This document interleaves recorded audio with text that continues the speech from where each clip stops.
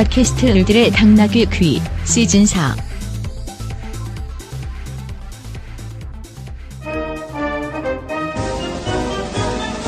페미 역사 뉴스. 역사는 여성의 얼굴을 하지 않았다. 그리하여 저리하여 을당에서는 역사 속 삭제되어 온 여성의 이야기를 재조명하고자 하는 때 이름하여 페미 뉴스. 그때 그 시절 페미들의 삶과 투쟁과 삶. 지금부터 개봉 박두. 힘듭니다. 너무 잘하셔도 되는 거예요? 네, 잘하셨어요. 네, 오늘 제가 아닌 역할을 하다 보니까 좀 힘들었습니다. 자, 여러분 끝난 줄 아셨죠? 아니에요. 오늘은 페미 역사 뉴스에서 영화에서 그 소재를 찾아봤습니다. 을당의 청취자이신 김지혜님께서 제안해 주신 주제이기도 합니다.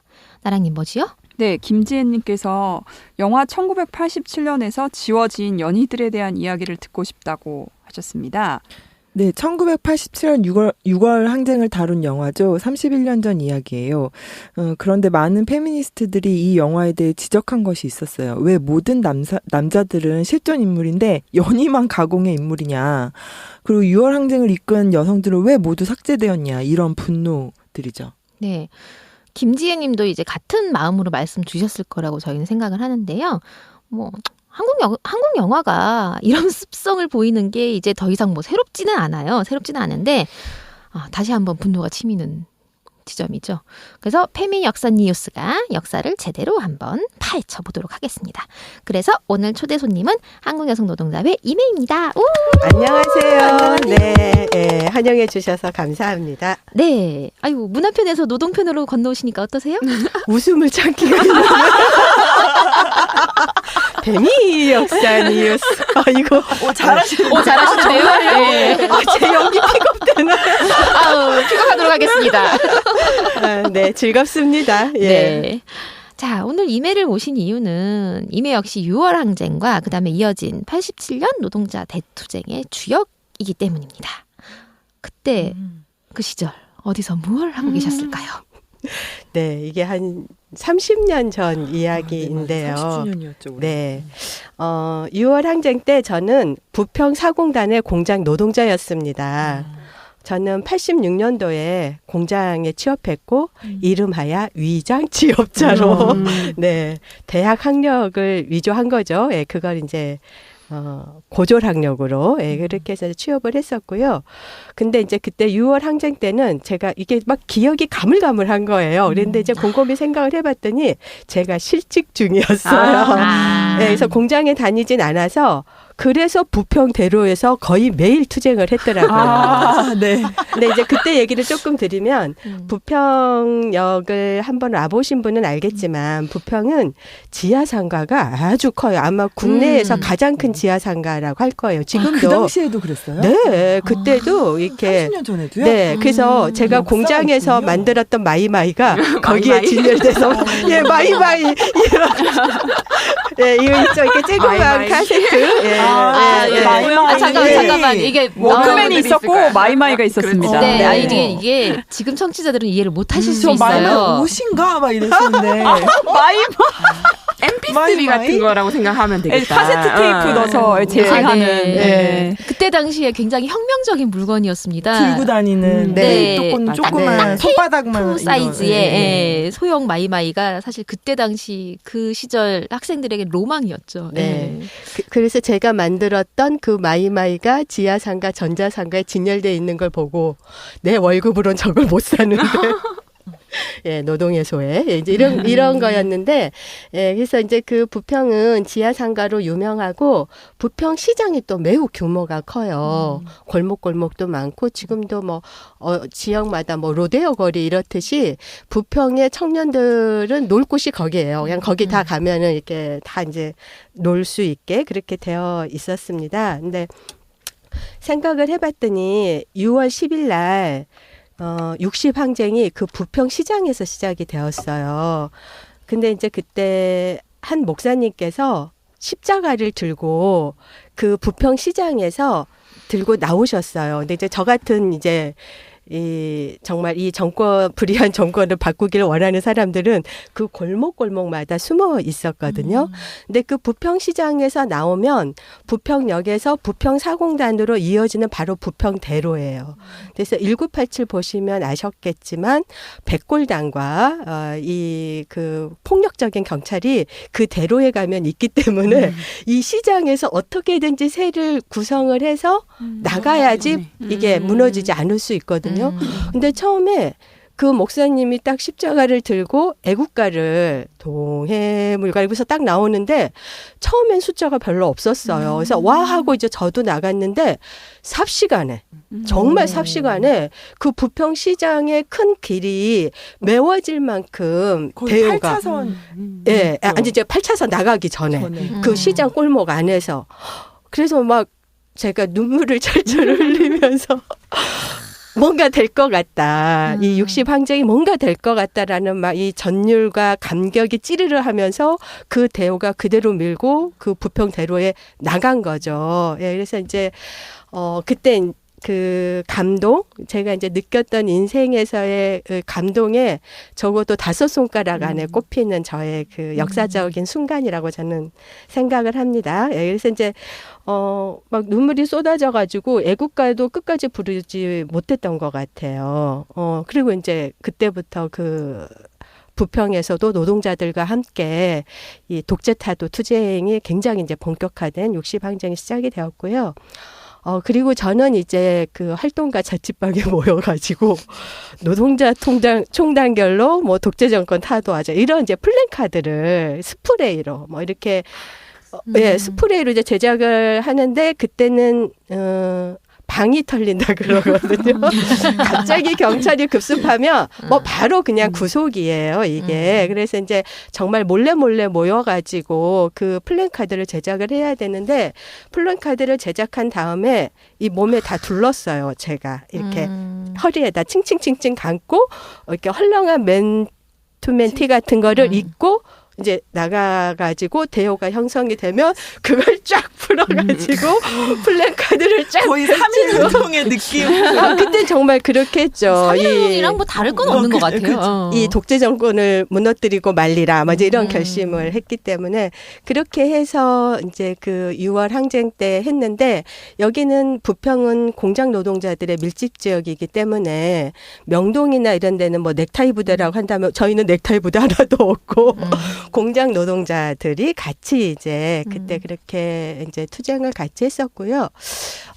약간 이제 에피소드 같은 거면은 저는 그 투쟁이 승리할 거라고 직감을 했었어요. 왜냐하면 그 부평시장에서 대호가 삽시간에 늘어난 것도 그렇고 백골단에 쫓겨서 들어가는데 이 부평은 이 공장지대하고 도로 하나를 놓고 주거 밀집 지역이에요. 그래서 뭐라 그러죠? 닭장집이라고 하는 그런 주거 형태들이 쭉 있는데, 그러니까 이제 막 도망을 쳐서 들어갔는데 제가 간 집이 어떤 할머니 혼자 사시는 집이었어요. 그러니까 잡히면 이제 그대로 경찰서에 들어가서 구속돼야 되는데 할머니께서 제가 막 너무 급해가지고 할머니 도와주세요 하고 문을 열고 들어갔거든요.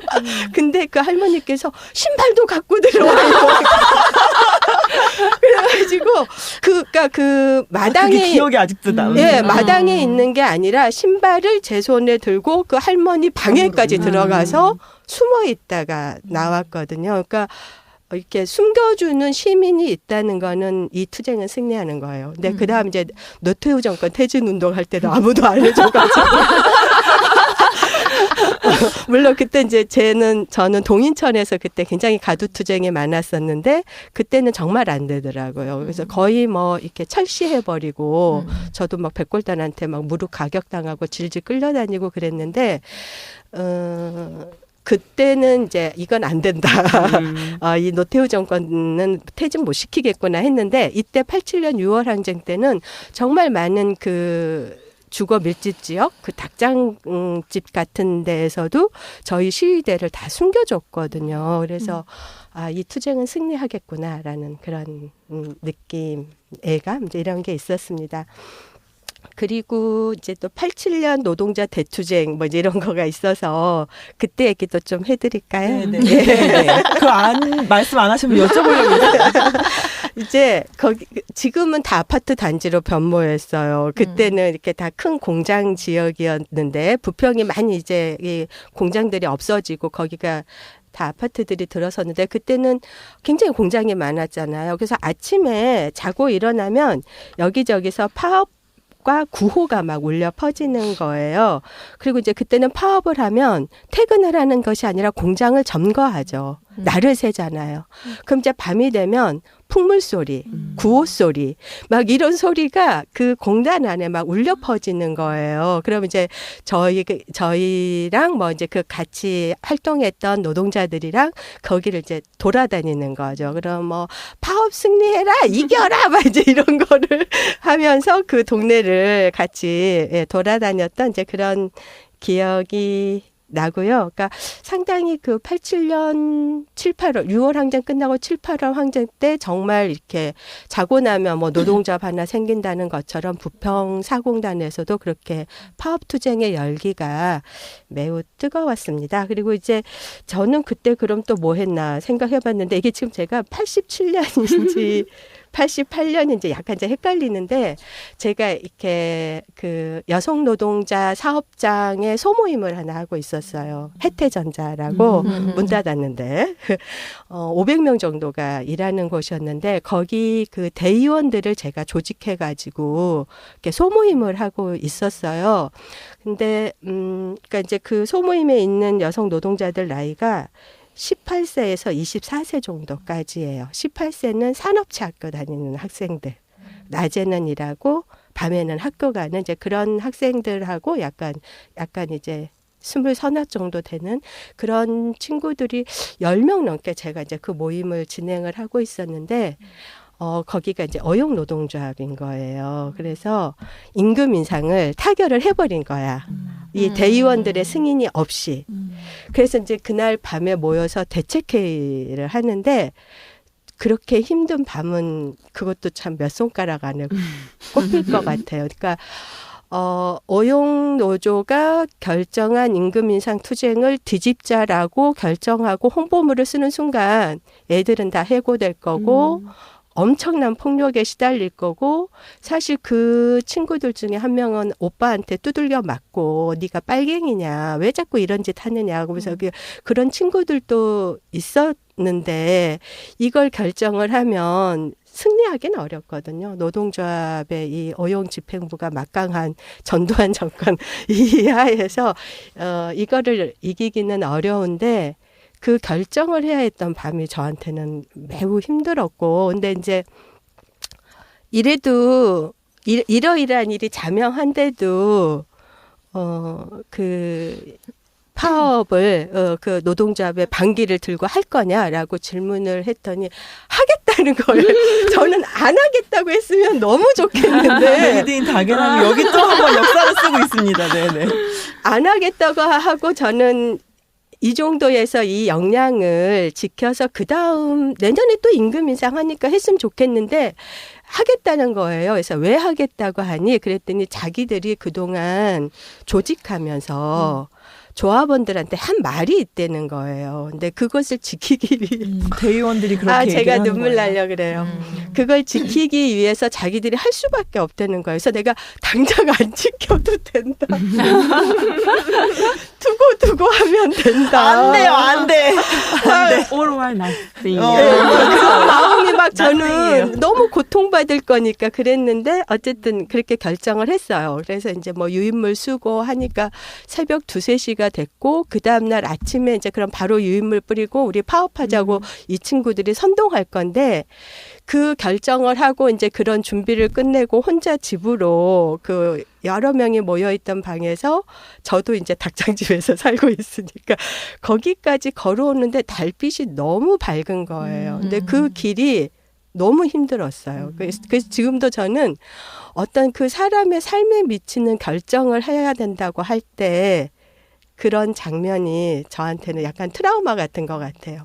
그리고 왜냐하면 그 다음에 그 친구들 다 해고됐고 엄청난 구사대 폭력에 시달렸고 그 회사는 화성으로 이 노동조합을 깨기 위해서 화성으로 이전했는데 화성까지 쫓아가서 이 친구들이 출근투쟁을 했거든요. 그리고 뭐 오빠가 머리채 잡아서 밀어버리겠다 어쩌겠다 막 이러한 근데 이제 저는 이제 그러니까 그 다음에는 이 친구들하고 같이 합숙하면서 아침마다 밥을 해 먹이고 가서 두들겨 맞고 오는 거니까 뭐 너무 뻔한 거잖아요. 출근 투쟁하는 거가. 그래서 그때 이제 그 생각이 이거 이제 얘기하라고 하니까 참 마음 아팠던 또 이제 그 순간 87년 6월 항쟁은 굉장히 신나고 감격스러웠지만 그 다음에 그 7, 8월 투쟁에서 물론 승리하는 사업장도 있었지만 이런 여성 사업장, 전자업종 같은 경우에는 또 많이 힘들었던 그런 기억들이 같이 났습니다. 네, 조금 부연 설명을 드리면 이제 6월 항쟁이 87년 6월에 있었고 격렬하게 그러고 난 다음에 이제 이어진 7, 8월에는 노동자 대투쟁이 아주 전국적으로 격렬하게 일어났죠. 그러면서 이제 노동자들이 이제 자고 일어나면 노동조합이 생긴다라고 하던 그런 시절이었고, 하지만 그럼에도 불구하고 구사대 폭력과 이런 것들은 여전했던 것이고, 그런 역사를 지나오신 우리 이메입니다. 네, 근데 한 가지 궁금한 게 이제 성평등 관점에서 당시의 어떤 운동 내 분위기를 얘기하자면 어떤 얘기를 할 수 있을까요? 물론 지금도 이제 여성들의 목소리가 낮게 평가되곤 합니다만 그때는 더 심했을 것 같아요. 어때요? 제가 이 대본을 보고 성평등이란 말도 없었는데 지금 보자는 거죠. 네, 이제 그런 생각이 들었고, 근데 저는 사실 학교도 여대를 다녔고, 제가 다녔던 공장도 다 전자회사 이런 데여서 다 여성들 중심 업종이었기 때문에 제가 활동했던 운동 공간 내에서는 이제 별로 이런 문제를 접하지는 않았어요. 그런데 이렇게 남녀가 함께 있는 그런 운동권 내에서는 중요 의사결정은 주로 남자들이 하고 여자들은 밥을 하는 그런 성별 분업이 정말로 많이 이제 이렇게 있었고요. 밥을 한다고요? 네. 이건 조선공산당 얘기 아닙니까?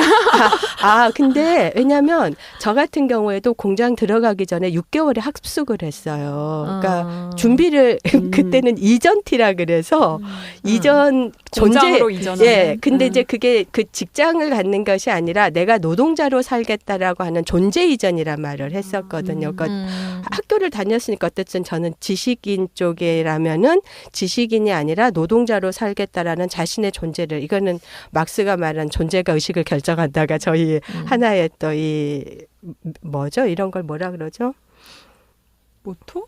예, 모토 뭐 이제 이런 거니까, 그러니까 이제 제가 노동자가 돼야 되는 건데, 갑자기 노동자가 될 수는 없잖아요. 그 학교에서 그거 있었기 때문에 6개월 정도를, 근데 제가 했던 6개월이 그렇게 긴 게 아니라 대부분은 그 정도는 했던 것 같아요. 6개월 학습하면서 공부도 같이 하고 들어가면 어떻게 공장 활동할 건지 계획도 세우고, 또 뭐 어떤 이렇게 뭐 방이 털린다든가 이런 문제가 있으면 어떻게 대처를 해야 된다든지 여러 가지를 같이 논의하고 계획하고 이런 거가 있었거든요. 근데 이제 그 합숙을 할 때 저도 남자 여자가 같이 모여서 같이 그 준비를 했었거든요. 그 부평 사공단 취업을 위해서.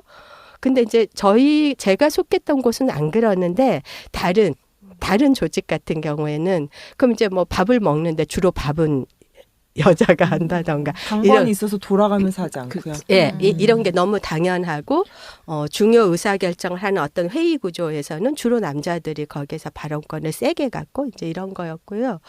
제가 경험했던 거는 이제 우리 그 연호 사무처 활동가들한테 진짜 기분 나빴다고 이제 얘기를 했는데, 막 논쟁할 때 저한테 너 좀 여성스럽게 얘기할 수 없니? 어머. 저한테 그런 얘기를 직접적으로 S대생이었어요. 맞아야 되겠네. 그러니까 저 얘기는 들을 때마다 기분 나빠.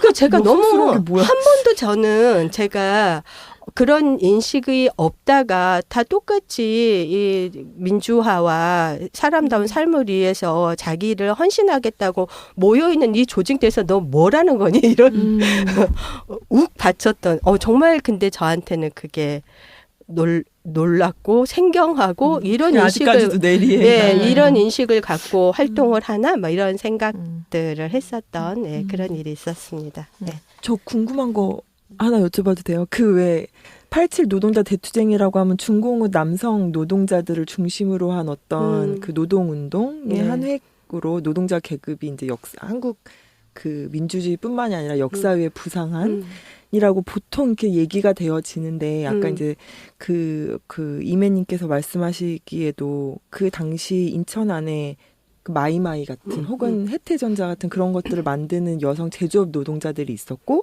이들이 87의 거리에 나왔었고 이렇게 등등등 얘기를 하셨잖아요. 그리고 임금 인상 투쟁이라든지 뭐 노동 조건이나 운동을 했다라고. 그러면 그런 관점에서 이 87 노동자 대투쟁을 좀 다르게 조명을 해야 되는 거죠. 당연히. 그 그리고 얘기를 좀 그러니까 이제 우리가 70년대 경공업을 하면서 정말 여성들이 가발 만들고 섬유 의류 제조하면서 만든 그 노동착취 당하면서의 그 종잣돈을 가지고 기계를 사서 중공업을 할 수 있는 어떤 그러한 그 산업 구조의 개편이 이제 일어난 거고 그리고 이제 그때까지도 그런 전자회사 뭐 사공단이 지금도 있을 거예요. 뭐 맥심 같은 경우에 뭐 투쟁 지원하러 나가고 그랬는데 이제 이런 여러 가지 그런 여성들이 정말 많았거든요. 근데 이제 그런 식으로 어떤 노동운동의 역사를 87년부터는 남성 대공장 노동자 투쟁으로 하는 거는 정말 문제적이라고 생각이 들고 그런데 이제 그 다음에 바로 이 여성들을 전자업종 같은 경우에 이제 제가 아까 혜태전자도 화성으로 이전했다 했는데 그 다음에는 베트남. 이제 그때도 이미 이게 산업 합리화 이런 말 참 안 좋아. 산업 합리화 정책이라는 이름으로 전혀 합리적이지 않아.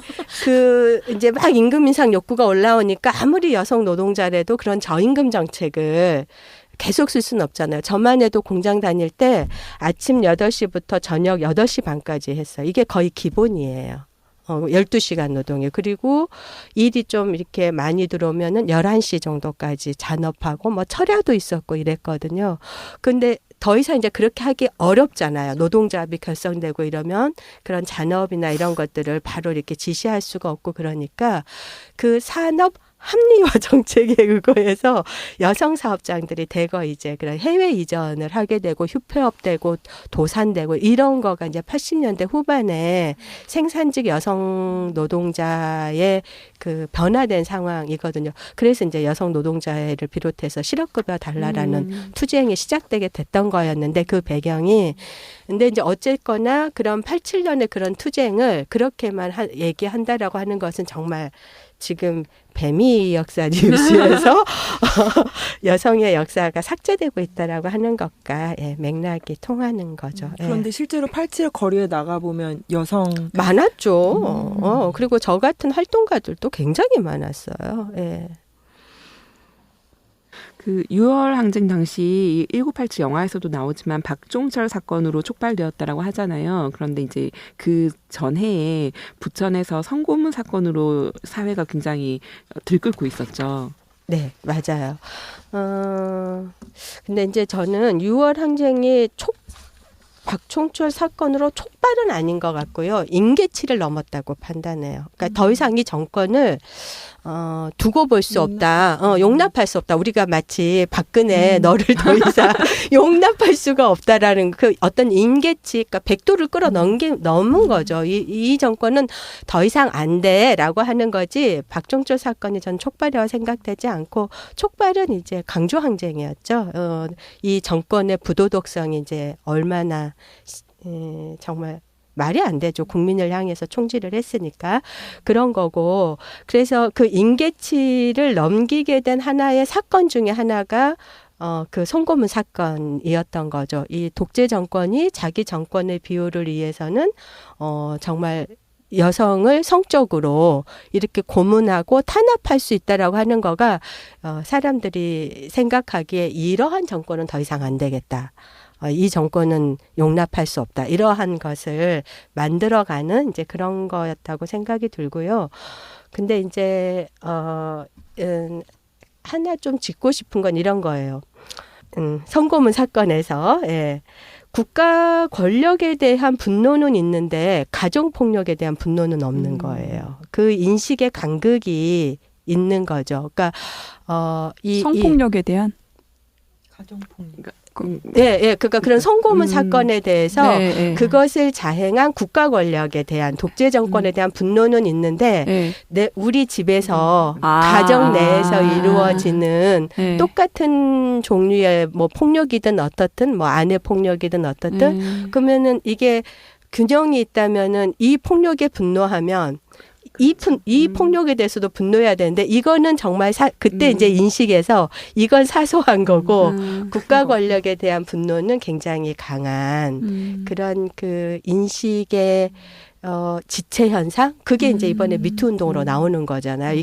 이게 왜 달라 동일한 거지라고 하는 것처럼 그런 지점은 있다고 생각합니다. 네. 일단 근데 박종철 열사 사건이 발생했을 때도 사실은 이제 민주화 실천 가족협의회 어머님들께서 삼배를 쓰고 가장 먼저 이제 남영동으로 달려가셨다라고 하는 얘기가 있었어요. 근데 사실 영화에서는 그 장면이 나오질 않잖아요. 네네.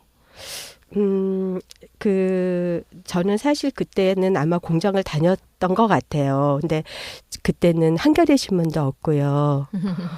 집에는 당연히 텔레비전이라는 그런 부르주아적인 물건도 없고 이런 소식을 제가 얘기했잖아요. 아침 8시부터 저녁 8시 갇혀 있기 때문에 저는 사실 이런 거를 잘 몰랐어요.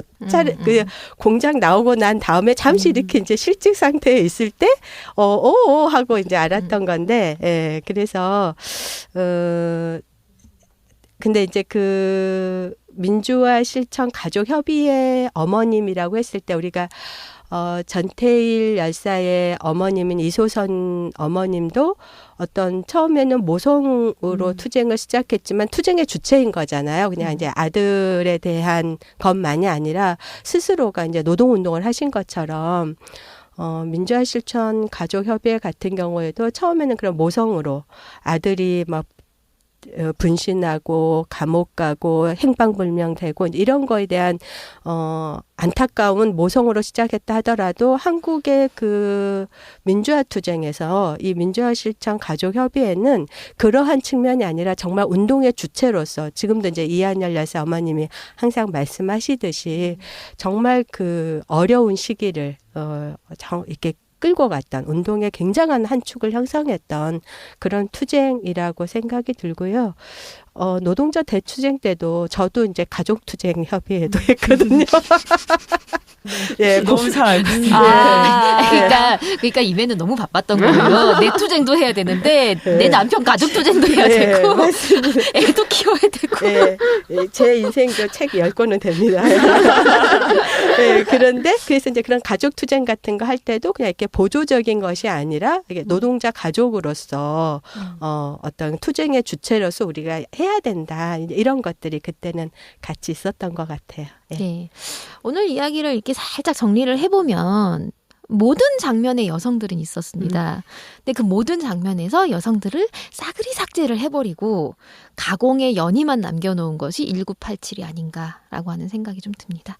네. 자, 임혜. 네, 전 거기서 제가 이제 그 대본에는 못 썼는데 이 재현의 문제를 저는 제기하고 싶어요. 그러니까 그 당시에 여성들이 있었다는 그 팩트는 뭐 너무나 뭐 그냥 팩트니까 뭐 말할 거 없고 왜 이 재현에서 이게 삭제되고 있는가가 가장 문제의 핵심인 거잖아요. 그래서 그 질문을 좀 던져야 될 것 같고 저는 이제 이런 생각을 해봤어요. 그 1987에서 2017이라고 했을 때 자유한국당, 그 수구 보수의 남성 권력이 더불어민주당, 상대적 민주진보라고 주장하는 남성 권력으로의 변화, 를 넘어서지 못하고 있고 그것이 지금 미투 혁명이 일어나는 주객관적 조건이다. 그러니까 물론 87년에 그런 성차별에 대한 문제라든가 그런 어떤 여성 노동의 문제가 목소리가 없었던 거는 아니지만 근데 그 30년 동안에 이 한국의 이 어마무시한 경제 성장과 뭐 민주주의의 진보라고 하는 이 속에서 왜 재연에서 여성들이 삭제되고 있는가라고 하는 거는 오늘 또 제가 오전 2개의 회의를 다녀왔는데 하나에 있는 저출산 고령사회위원회 회의 다녀왔거든요. 오늘 제 대책 발표했는데 거기서도 그 성차별과 성평등의 관점이 없이는 우리 사회의 삶의 질을 논할 수가 없다. 이제 이런 얘기하고 뭐 거기 같이 참석했던 민간위원이나 뭐 정연백 장관을 비롯해서 다른 이제 부처 장관들도 다 거기에 이제 공감하고 김상희 부위원장님도 이제 그렇게 이 대책을 가져가시겠다고 얘기는 했는데 정말 저는 지금이 변화의 지점이라는 거예요. 이게 87년 7, 8월 때 노동조합의 결성의 권리를 우리가 획득한 것처럼 지금 미투 국면에서 이것이 성차별이다.